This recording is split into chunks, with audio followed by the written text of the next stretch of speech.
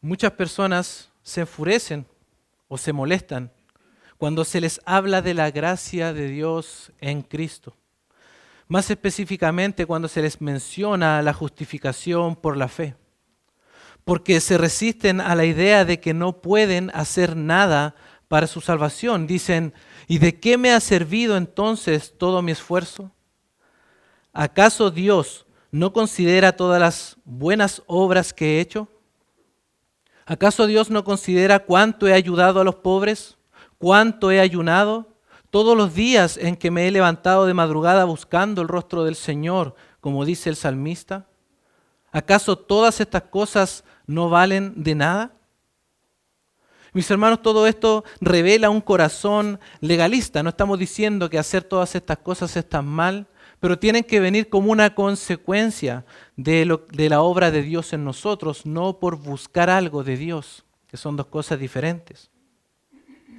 Así que esto revela un corazón legalista que tiene puesta su confianza en lo que Él ha hecho por el Señor o lo que está haciendo por el Señor y no en lo que el Señor ha hecho por Él. Este mismo espíritu estaba en los judaizantes de la época del apóstol Pablo, quienes insistían en que vivir bajo la ley iba a llevarlos a una correcta relación con Dios. Ellos pensaban que la fe en Cristo era simplemente una añadidura más a la ley o un complemento al plan de redención de Dios. Y así enseñaban también a otros, como es el caso de los Gálatas, que lograron alejarlos finalmente de aquel que los llamó por la gracia de Cristo para seguir un evangelio diferente basado en sus propias obras. Al escuchar el evangelio que Pablo predicaba, el evangelio de la gracia de Dios, ellos decían, ¿acaso me vas a decir que la ley no sirve de nada? Si la justificación es solo por la fe, ¿la ley no sirve de nada?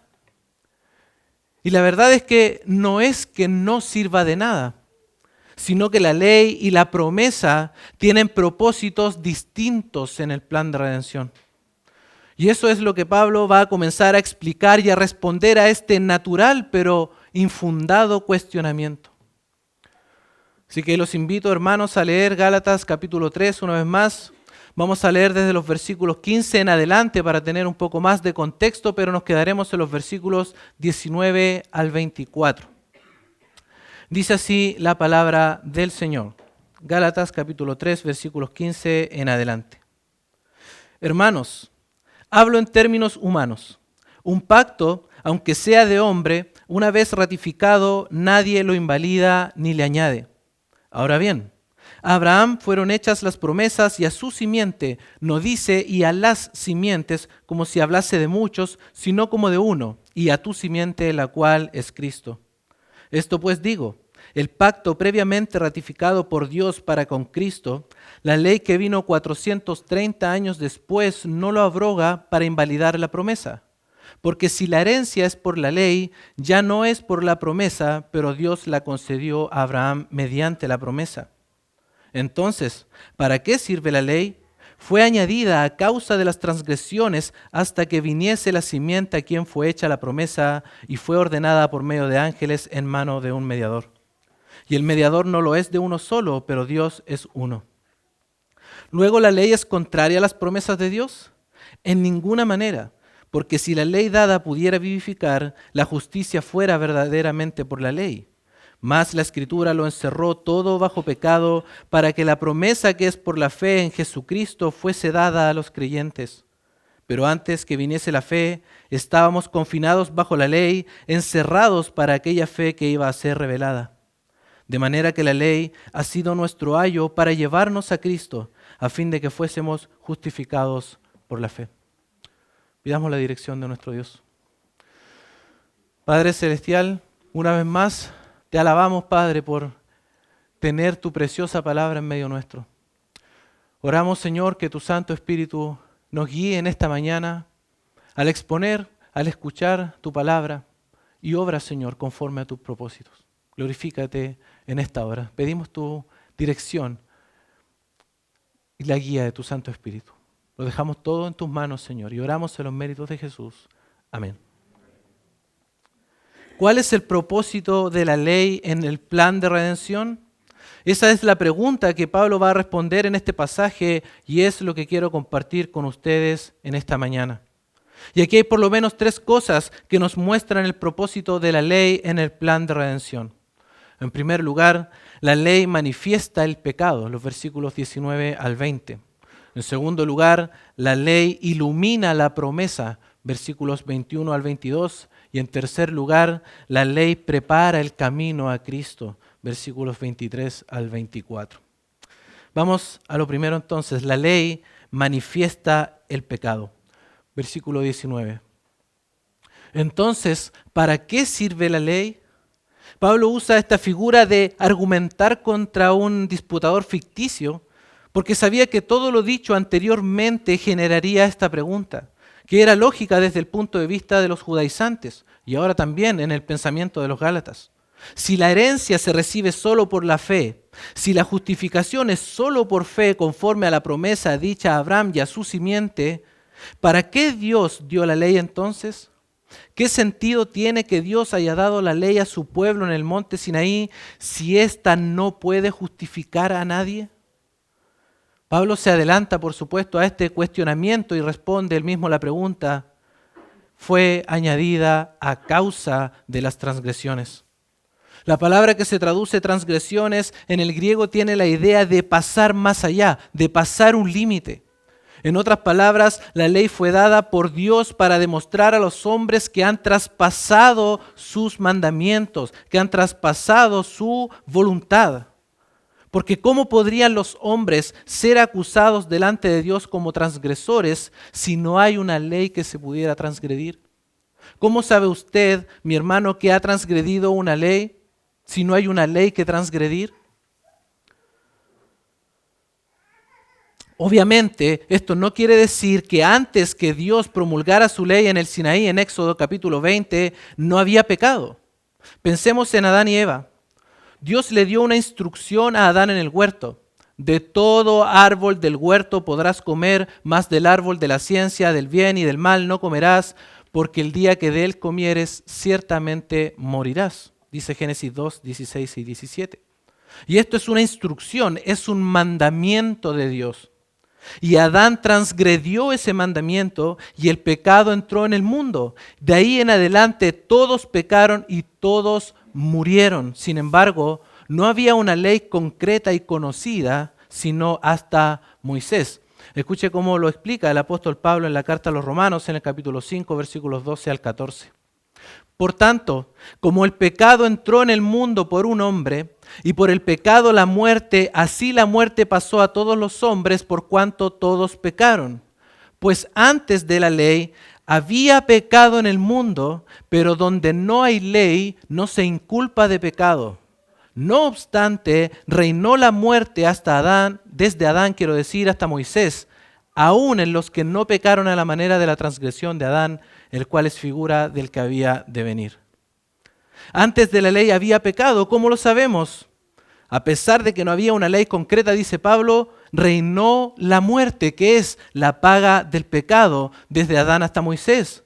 Por lo tanto, cuando Pablo dice que la ley fue añadida a causa de las transgresiones, no quiere decir que antes de la ley no había pecado, sino que fue precisamente por ese hecho que se introdujo, para manifestar y evidenciar la real condición de la humanidad desde el principio, culpables delante de Dios a causa de sus múltiples pecados. La ley hace más claro el pecado, lo saca a la luz. La ley viene a demostrar a todo hombre su depravación total, su incapacidad de agradar a Dios por sus propios esfuerzos y la imposibilidad de justificarse por medio de sus obras. La ley tiene ese estándar tan alto que es la perfección que es imposible alcanzar para el hombre. La ley revela el pecado, lo agranda, lo multiplica, lo hace evidente. Dice Pablo en Romanos capítulo 7, versículos 7 y 8, pero yo no conocí el pecado sino por la ley, porque tampoco conociera la codicia si la ley no dijera, no codiciarás. Mas el pecado, tomando ocasión por el mandamiento, produjo en mí, quiero decir, toda codicia, porque sin la ley el pecado está muerto. Es decir, no es visible. Sin la ley el pecado no es palpable. Pero la ley vino a hacerlo evidente. Por la ley conocemos el pecado, o más bien conocemos que somos pecadores. Si miramos a cada uno de los mandamientos de Dios, siempre la respuesta va a ser la misma. Si leemos, no dirás falso testimonio, la ley nos declara mentirosos. Si leemos, no hurtarás, la ley nos declara ladrones, culpables. Y no solo, mis hermanos, por aquellas cosas que hacemos externamente, porque al Señor le importa también y aún más las motivaciones de nuestro corazón, lo que pasa aquí adentro, que solo el Señor conoce muy bien. Ya hemos mencionado en exposiciones anteriores que el Señor considera el enojo como asesinato y la lujuria como adulterio. Culpables, pecadores, eso es lo que nos dice la ley una y otra vez, porque hemos transgredido la santa ley, hemos traspasado el carácter santo de nuestro Dios revelado en la ley. ¿Y qué nos dice la ley acerca de la idolatría? No tendrás dioses ajenos delante de mí, no te harás imagen, no te inclinarás a ellas, ni las honrarás. ¿Cuántos ídolos, mis hermanos, tenemos en nuestro corazón, en nuestra mente? Culpables, nos dice la ley, de idolatría. Hemos sido infieles a Dios. ¿Qué nos dice, mis hermanos, la ley acerca del amor? El Señor Jesucristo dijo que el más grande mandamiento es el siguiente: y amarás al Señor tu Dios con todo tu corazón y con toda tu alma y con toda tu mente y con todas tus fuerzas. Este es el principal mandamiento. Marcos 12:30. Mis hermanos, no amar al Señor es pecado. Es pecado. ¿Y quién puede decir de nosotros que ama al Señor de esta manera? La ley nos acusa una y otra vez, pone delante de nuestros ojos lo falto, lo lejos que estamos del estándar de Dios. Y no nos olvidemos del segundo mandamiento más importante, dijo el Señor. Y el segundo es semejante: amarás a tu prójimo como a ti mismo. No hay otro mandamiento mayor que estos. Marcos 12:31. No hay amor a Dios, mis hermanos, de una manera genuina si no hay amor al prójimo. Estas dos cosas están estrechamente relacionadas, y nadie ama verdaderamente a su prójimo sin amar a Dios. La misma acusación, una vez más: culpables, transgresores. Un comentarista escribió: la ley actúa como una lupa. No que aumente la cantidad de manchas, sino que las hace más visibles, poniendo de manifiesto muchas cosas que antes no se veían a simple vista. Eso es lo que sucede cuando nos exponemos a la ley. Vemos muchas cosas que estaban ocultas a nuestros ojos porque, mis hermanos, no solamente estábamos ciegos respecto a la realidad de Dios, sino que estábamos ciegos en cuanto a la realidad de nuestro pecado. No podíamos ver que habíamos ofendido al Dios Santo. De manera que la ley fue añadida para mostrar la realidad de nuestra condición, un pecador digno de la muerte y la condenación eterna, y por consiguiente indignos de recibir alguna bendición de parte de Dios. La ley, mis hermanos, solo señala el problema. Muestra la enfermedad, hace que el pecado abunde y se multiplique por todos lados, pero no puede dar solución al problema, ni puede curar la enfermedad. La ley puede señalar el pecado, pero no puede quitarlo. Por eso es que su obra es temporal. Sigue diciendo el versículo 19, hasta que viniese la simiente a quien fue hecha la promesa. La ley fue dada como una medida temporal hasta la venida de Cristo, a quien fue hecha la promesa, porque Él traería el cumplimiento de aquella promesa. La ley nunca fue añadida por Dios como un medio de salvación, sino como un instrumento revelador del carácter santo de Dios y de nuestro carácter pecaminoso, para que apuntara a aquello que solo la gracia de Dios podía hacer. Y esa gracia vino en la persona de Cristo. Dice Juan 1:17, pues la ley por medio de Moisés fue dada, pero la gracia y la verdad vinieron por medio de Jesucristo. La gracia y la verdad vinieron por medio de Él y en Él. Él es la personificación de la gracia de Dios. De tal manera que la ley concluye con la venida de Cristo porque Él llevó sobre sí la maldición de la ley. Él cargó sobre sí toda la responsabilidad penal y con ello puede justificar delante de Dios a todo aquel que se arrepiente de sus pecados y pone su fe en Él. Porque esa es la promesa.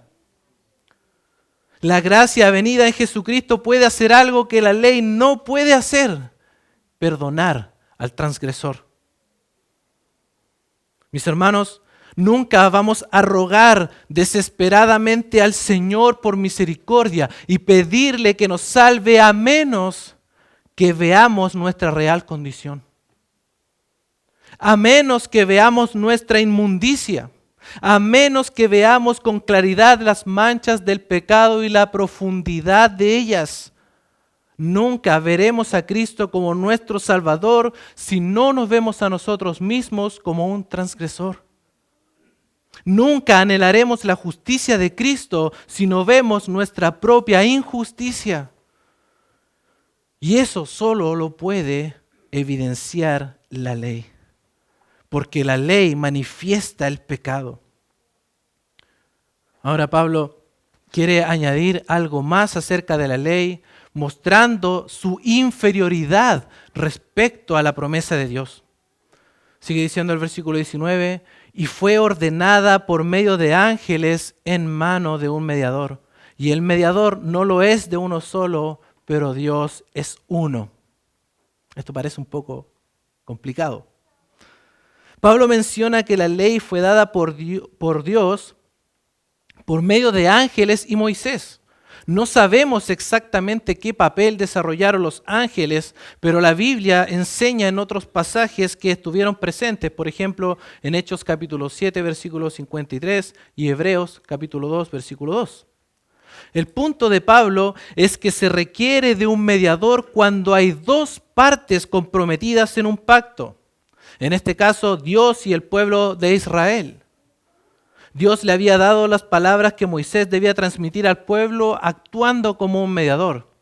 Dijo Dios, ahora pues, si diereis oído a mi voz y guardareis mi pacto, vosotros seréis mi especial tesoro sobre todos los pueblos, porque mía es toda la tierra, y vosotros me seréis un reino de sacerdotes y gente santa. Estas son las palabras que dirás a los hijos de Israel. Éxodo 19, 5 y 6. Y Moisés transmitió las palabras al pueblo, las palabras de Dios, quiero decir, al pueblo. Y el pueblo dijo, todo lo que Jehová ha dicho, haremos. Entonces, como hay un compromiso aquí, dos partes, es un pacto condicional. El pueblo se comprometió a cumplir con el pacto de la ley y luego que Dios diera su ley al pueblo, lo que conocemos como los 10 mandamientos en Éxodo 20, el mismo pueblo pidió que Moisés fuera el intermediario al estar aterrorizados a causa de la presencia de Dios. En cambio, aproximadamente unos 645 años atrás, Dios no usó de un mediador para hacer el pacto con Abraham en Génesis capítulo 15. Porque Dios, luego de hacer la promesa de bendición, se compromete a cumplir con su pacto, pasando Él solo por entre los animales divididos, porque este era un pacto incondicional. Asumiendo el compromiso total e inquebrantable de bendecir a Abraham, en Abraham quiero decir a todas las familias de la tierra, a todos los que tuvieran fe como la que Abraham tuvo. Por lo tanto, aquí no hay un mediador, no hay dos partes, solo hay una. Dios es uno, por eso la ley es inferior a la promesa. porque la promesa habla de un pacto incondicional y la ley de uno condicional. Ahora, algunos podrían tomar la enseñanza de Pablo y llegar a la conclusión de que Dios se contradice a sí mismo. Y bien sabemos que no hay ninguna contradicción en Dios. La enseñanza anterior muestra la inferioridad de la ley frente a la promesa, pero no que se contradicen una con la otra. Y esto nos lleva a lo segundo. La ley ilumina la promesa. Versículo 21. Luego, ¿la ley es contraria a las promesas de Dios? Pablo sigue contendiendo contra este rival ficticio y responde a la pregunta de la manera más enfática y firme que se puede responder en el idioma griego. En ninguna manera. De ningún modo, podríamos decir también, nunca tal esto acontezca. Pablo cierra toda posibilidad de una idea como esta, porque eso significa que habría contradicción en Dios y eso es absolutamente imposible. Solo si hubiera dos medios establecidos por Dios para salvación, entonces se podrían considerar opuestos y competirían entre sí. Sin embargo, esto no es así porque tanto la ley como la promesa cumplen propósitos distintos. Porque, dice el versículo 21, porque si la ley dada pudiera vivificar, la justicia fuera verdaderamente por la ley. Esto quiere decir que si la ley pudiera producir vida, entonces Dios habría determinado la justificación por medio de la ley. Sin embargo, la ley no produce vida, sino muerte. Por causa de su incumplimiento trae maldición, acarrea la inevitable condenación y la ira de Dios sobre el transgresor se hace evidente. Los judíos pensaban que podían obtener vida eterna por medio de la ley. El Señor Jesucristo le dijo esto a los religiosos de la época. Escudriñad las Escrituras, o podríamos decir también, escudriñáis las Escrituras, porque os parece que en ellas tenéis la vida eterna. Y ellas son las que dan testimonio de mí, y no queréis venir a mí para que tengáis vida. Juan 5, 39 al 40. Notan cómo el Señor Jesús dice que a través de la ley pueden llegar a Cristo. ¿Por qué? La ley se muestra como un medio aquí, pero la ley no puede vivificar. La ley no es el camino para obtener la vida eterna, pero la fe en Jesucristo sí lo es. La ley, escribió alguien, tuvo abundancia de tiempo y personas para demostrar que no podía salvar a los pecadores. La ley no puede proveer el poder necesario a causa de la debilidad del hombre, porque este no es un problema de la ley, es problema del hombre pecador que no puede cumplir los estándares de Dios. Así que la ley no puede proveer en ese sentido el poder al hombre para que el hombre sea justificado. No puede proveer la vida espiritual en el hombre. La ley es incapaz de librar al hombre de la condenación, sino todo lo contrario. La ley lo condena. La ley no puede eliminar la realidad del pecado en el hombre, sino solo lo hace evidente. Mis hermanos, únicamente Cristo es llamado Espíritu vivificante, dice 1 Corintios 15, 45, porque solo por medio de la fe en Cristo es que hay vida espiritual. La ley no puede otorgar la justicia requerida para tener vida, solo puede exigirla. Y Pablo ya le había dicho a sus hermanos aquí de Galacia que si por la ley fuese la justicia, entonces por demás murió Cristo, dice Gálatas 2:21. No hubiese sido necesario que Jesucristo hubiera venido a este mundo a morir en el lugar de los pecadores y pagar el alto precio que demandaba la justicia de la ley, si la justicia hubiera podido alcanzarse mediante la ley. Pero la ley no tiene el propósito de dar vida, sino de acusar al pecador como un transgresor digno de muerte. Por eso, si no sigas intentando ganarte el favor de Dios por medio del cumplimiento de la ley. Ni lo intentes, porque lejos de conseguir vida espiritual, lo que conseguirás será la condenación. El camino a la vida eterna no es por la ley, sino por la promesa. Versículo 22 dice Pablo, mas la Escritura lo encerró todo bajo pecado. Todo bajo pecado. Y aquí Pablo se refiere a que este es el testimonio de todo el Antiguo Testamento. La Escritura ha encerrado a todos, a todo el mundo, quiere decir, bajo el poder del pecado, sin excepción. Y esta palabra encerró tiene la idea en el griego de cercar por todos lados, sin posibilidad de salida. Señala que todos los hombres están en la cárcel de la desobediencia, encadenados, sin posibilidad de librarse por sí mismos. Imaginemos a un preso en la cárcel en los tiempos de Pablo, o como el mismo apóstol Pablo estuvo, con grilletes en las manos y en los pies, con pesadas cadenas incrustadas a las heladas paredes, siendo vigilado por guardias día y noche. Así está todo hombre bajo el pecado, sin poder librarse, sino todo lo contrario, como dijo alguien, mientras más intenta librarse, más se aprietan los grilletes. Este es el testimonio de las Escrituras. Voy a leer algunos versículos como ejemplo nada más. Dice el Salmo 14, versículos 2 al 3. Dios desde los cielos miró sobre los hijos de los hombres para ver si había algún entendido que buscara a Dios. Cada uno se había vuelto atrás. Todos se habían corrompido. No hay quien haga lo bueno, no hay ni aún uno. Salmo 130, versículo 3. Jehová, si mirares a los pecados, ¿quién, oh Señor, podrá mantenerse? Eclesiastés 7:20. Ciertamente no hay hombre justo en la tierra que haga el bien y nunca peque. No hay. La Escritura encerró a todos bajo pecado sin excepción. Ahora, esto era absolutamente necesario. Porque ese mismo peso de la esclavitud, el mismo peso de estas cadenas del pecado hace que el prisionero anhele ser librado. Y ese es el propósito, nota el versículo 22 al final.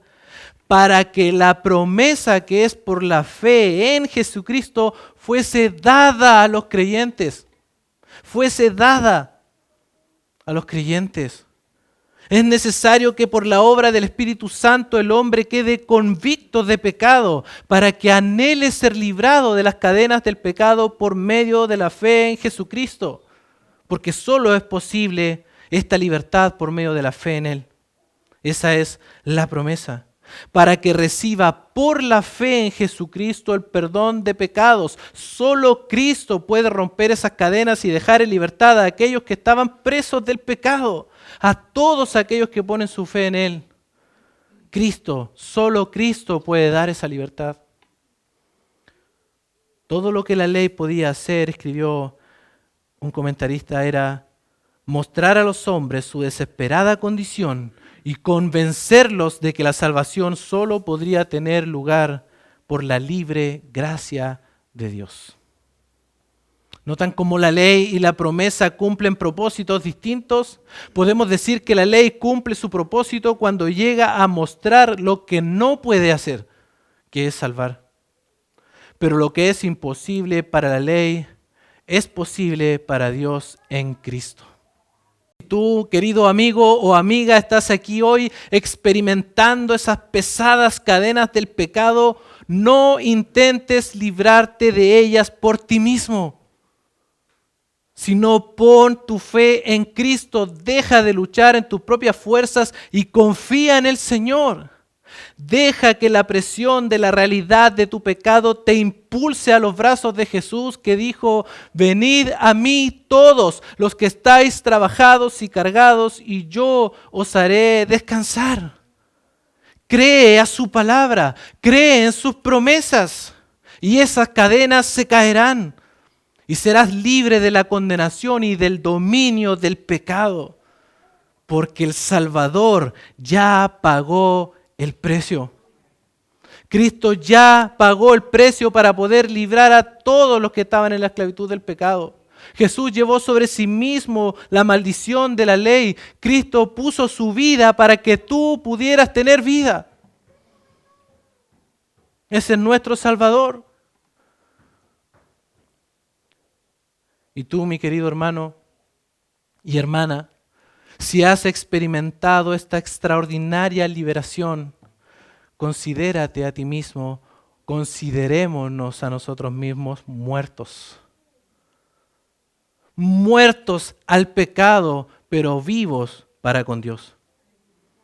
Dice Romanos 6, 11 al 14, así también vosotros consideraos muertos al pecado, pero vivos para Dios en Cristo Jesús, Señor nuestro. No reine pues el pecado en vuestro cuerpo mortal, de modo que lo obedezcáis en sus concupiscencias, ni tampoco presentéis vuestros miembros al pecado como instrumentos de iniquidad, sino presentaos vosotros mismos a Dios como vivos de entre los muertos y vuestros miembros a Dios como instrumentos de justicia, porque el pecado no se enseñoreará de vosotros, pues no estáis bajo la ley, sino bajo la gracia. Podemos vivir por la gracia de Cristo como quienes han sido librados de esas cadenas del pecado. Esa fuerza no está en nosotros, sino en la gracia de Dios en nosotros. Por lo tanto, aborrezcamos eso que nos tenía presos y vivamos como siervos de la justicia. Esta libertad, mis hermanos, no es el resultado del esfuerzo humano por cumplir la ley, sino que es un regalo de la gracia de Dios que solo se alcanza por medio de la fe depositada en nuestro gran Dios y Salvador Jesucristo. Porque eso es lo que hace la ley. La ley prepara el camino a Cristo y esto es lo tercero. Versículo 23. Pero antes que viniese la fe, estábamos confinados bajo la ley, encerrados para aquella fe que iba a ser revelada. Y aquí, mis hermanos, lo más probable, como dicen muchos estudiosos de la Biblia, es que Pablo está hablando como un judío. Está hablando desde la perspectiva de su nación. Note que dice, estábamos confinados bajo la ley antes que viniese la fe. Pablo no está diciendo que antes de que llegara Cristo no había salvación por fe, porque la salvación siempre ha sido por gracia por medio de la fe, sino que se refiere al periodo de tiempo anterior a la aparición clara y manifiesta de la buena noticia de salvación con la llegada de Cristo. Anterior a ese tiempo estaban confinados bajo la ley, dice Pablo. Y la idea de esta palabra confinados es guardados bajo custodia, cercados por todos lados por las demandas de la ley. La ley, escribió un comentarista, había mantenido un dominio total de la vida en el judaísmo desde el tiempo de Moisés. Debido a que era tan imposible cumplir sus demandas, el judío concienzudo y con una mente espiritual que procuraba amar a Dios y servirle, tenía un sentido abrumador de culpa e insuficiencia. Tenía el deseo sincero de obedecer toda la ley, pero sabía que no lo podía hacer. Y mis hermanos, y a pesar de que no podían cumplir, en vez de caminar, de andar por el camino de la fe, se empeñaron en tratar de justificarse por sus propias obras. Y añadieron cosas a la ley una y otra vez, más y más mandamientos, y esta cada vez más se fue haciendo una carga pesada en sus vidas. Un yugo mortificante. En un sentido histórico, los judíos estaban encerrados para aquella fe que iba a ser revelada, custodiados con miras a esa fe que iba a ser revelada, hasta que viniese Cristo y consumara el plan de redención y se cumpliera en él la promesa dicha a Abraham. Es decir, ese encarcelamiento bajo custodia tenía el propósito de preparar los corazones mirando hacia el día en que fueran librados de ella. Los judíos que amaban a Dios miraban hacia adelante a la venida del Salvador, así como nosotros miramos hacia atrás a su obra consumada.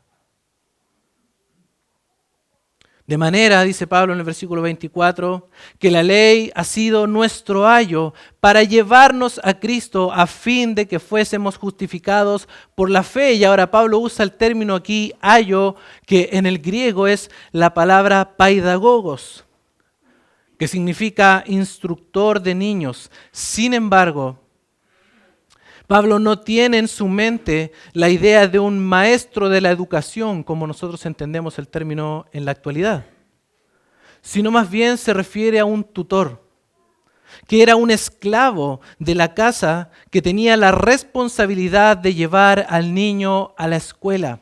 Era una especie de supervisor que vigilaba su conducta y era responsable del bienestar físico y moral de aquel niño. De allí que a veces se les permitía a estos tutores ejercer la disciplina física. El tutor llevaba la vara de la corrección. En otras palabras, debía acompañar al niño por todas partes, siendo severo, siendo estricto, velando por su conducta. Por eso es que muchos de estos niños anhelaban el día en que llegaran a cierta edad para ser librados de este tutor. Para ser librados de este tutor tan estricto y severo. Anhelaban ser librados de aquel sometimiento. Y Pablo dice, eso ha sido la ley para nosotros. Un tutor severo, rígido, encargado de velar por nuestra moralidad. Alguien inflexible que nos ha acompañado todo el tiempo. El propósito era disciplina y preparación hasta Cristo. La ley estaba preparando sus corazones para el glorioso mensaje del Evangelio que traería la llegada del Mesías, para que fueran justificados por la fe, ya que no podían cumplir con las demandas de la ley y de esa manera fueran librados de ese tutor. De ahí en adelante, mis hermanos, no se puede seguir el camino tomado de la mano de ambos. Venida la fe, se termina la labor preparatoria de la ley. La ley los acompañó hasta Cristo para ser justificados por la fe, porque la ley prepara el camino hasta Cristo. Y eso es, mis hermanos, lo que entendió el apóstol Pablo cuando el Señor transformó su vida por medio del Evangelio, habiendo sido él un orgulloso de su religiosidad. Escuche lo que escribió a los Filipenses en el capítulo 3, versículos 4 al 9. Aunque yo tengo también de qué confiar en la carne, si alguno piensa que tiene de qué confiar en la carne, yo más, circuncidado al 8º día, del linaje de Israel, de la tribu de Benjamín, hebreo de hebreos, en cuanto a la ley, fariseo, en cuanto a celo, perseguidor de la iglesia, en cuanto a la justicia que es en la ley, irreprensible. Notan, antes de Cristo, Pablo se sentía profundamente orgulloso por sus logros en cuanto a la ley y a todo lo que él se sometió en cuanto a la ley. Versículo 7, pero cuántas cosas eran para mí ganancia, las he estimado como pérdida por amor de Cristo.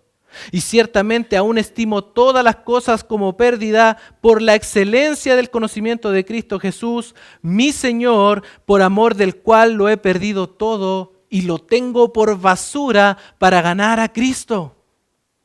Y ahora escuche, y ser hallado en Él, no teniendo mi propia justicia que es por la ley, sino la que es por la fe de Cristo, la justicia que es de Dios por la fe. Mis hermanos, cuando entendemos por gracia la justificación por la fe, ya no queremos aquello que nos importaba más. Todo pierde su valor. No importa las cosas buenas que hayamos hecho. No importa si vinimos durante mucho tiempo a la iglesia. No importa si hicimos muchas cosas por el Señor. La obra extraordinaria de Cristo aplasta todo sentimiento de autosuficiencia. Todo esfuerzo propio nos parece basura en comparación de Cristo y su extraordinaria justicia. Cuando llega la fe a nuestra vida ya no es necesaria la tutela de la ley, pensando que viviendo una vida moralmente correcta y estricta vamos a conseguir algo de Dios. Si pensamos así, aún estamos bajo el tutor. Es decir, aún somos niños. Aún somos niños espirituales pensando que debemos vivir de tal y tal forma para poder agradar a Dios.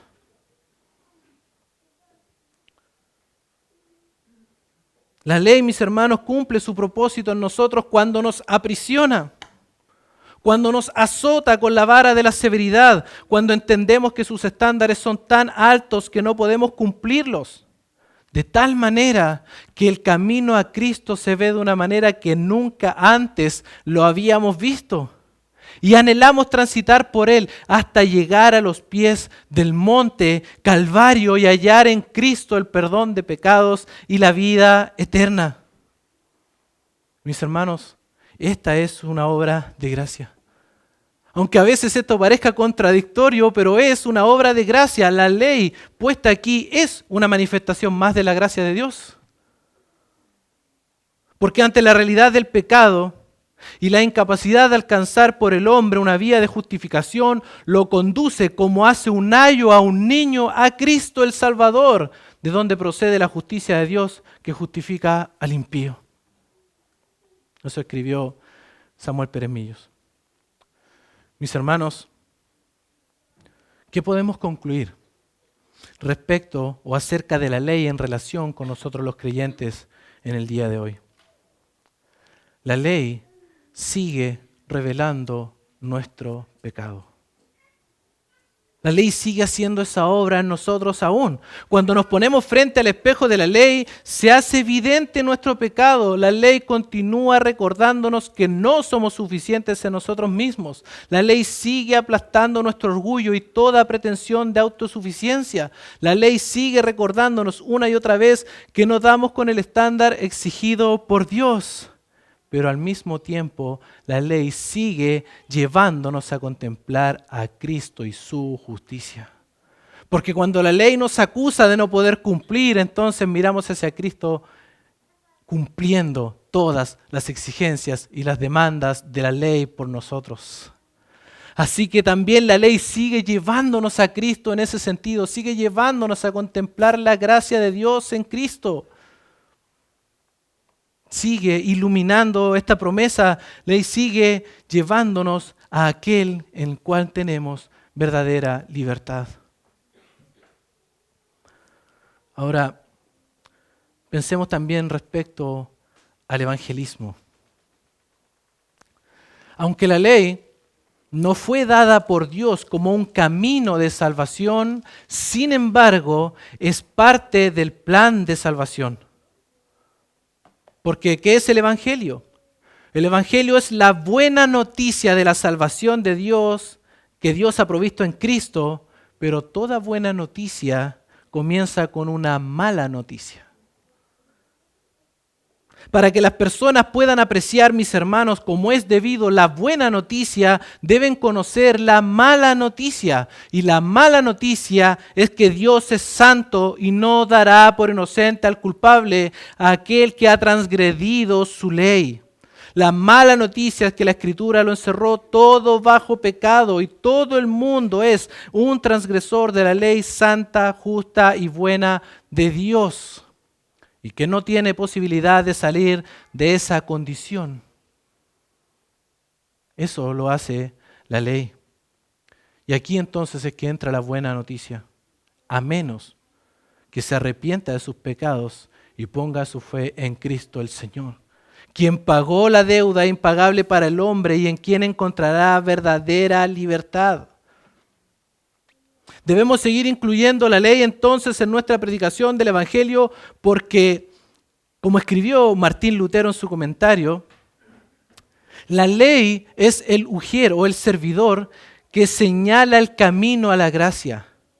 Dios es el Dios de los humildes, los miserables, los afligidos. Su naturaleza es exaltar al humilde, consolar al abatido, sanar al quebrantado de corazón, justificar al pecador y salvar al condenado. La idea necia de que una persona puede ser santa por sí misma niega a Dios el placer de salvar a los pecadores. Por consiguiente, primero Dios debe empuñar el martillo de la ley y golpear a la bestia de la autojustificación y a su progenie, la confianza en uno mismo, la sabiduría humana, la autojustificación y la autoayuda. Cuando la ley ha aterrado como debe la conciencia, da la bienvenida al Evangelio de la Gracia con su mensaje de un Salvador que vino al mundo no para romper la caña cascada ni apagar el pábilo que humea, sino para predicar buenas noticias a los pobres, sanar a los quebrantados y conceder a los cautivos el perdón de pecados. Ese es el plan de salvación. La ley sigue teniendo un propósito alto y necesario, que es revelar el pecado, revelar el estado del hombre pecador delante del Dios Santo. Es necesario confrontar al hombre con la ley de Dios para que pueda ver que necesita desesperadamente al único y glorioso Salvador, nuestro Señor Jesucristo. Mis hermanos, la ley no es para desecharla, sino que la ley es buena y el mandamiento santo y justo. Como dice Pablo, la ley es buena si uno la usa legítimamente. 1 Timoteo 1:8. Debemos entender bien entonces el lugar que ocupa la ley en el plan de redención y en nuestra vida presente para que podamos usarla bien y produzca convicción de pecado y siga llevando a otros hacia Cristo el Señor. El Señor nos ayude, mis hermanos, a ser sabios también en usar su preciosa ley. Vamos a orar. Padre, te damos muchas gracias, Señor, por tu palabra. Gracias por llevarnos a contemplar la excelencia, mi Señor, de tu sabiduría. Lo alto que es, Señor, tus pensamientos de nuestros pensamientos. Todo hiciste con perfección, todo hiciste con sabiduría, Señor. Y te alabamos por eso. Te alabamos por tu plan de redención y te damos gracias también por tu ley, que nos revela tu carácter santo. Nos condena, pero también nos lleva a anhelar esa gracia tuya. Por favor, Señor, recuérdanos siempre tu gracia en nuestras vidas. Ayúdanos a llevar tu mensaje de gracia también a otros, sabiendo que tú mismo, Señor, has dado la más extraordinaria solución al más grande problema del hombre, el pecado en la persona de Cristo. Te ruego por cada uno de los que aún no te conocen, mi Señor, que doblen sus rodillas delante de ti y extiendan con las manos de la fe para recibir esa justicia de Cristo. Oramos y lo dejamos todo en tus manos y te exaltamos. En el nombre de Jesús. Amén.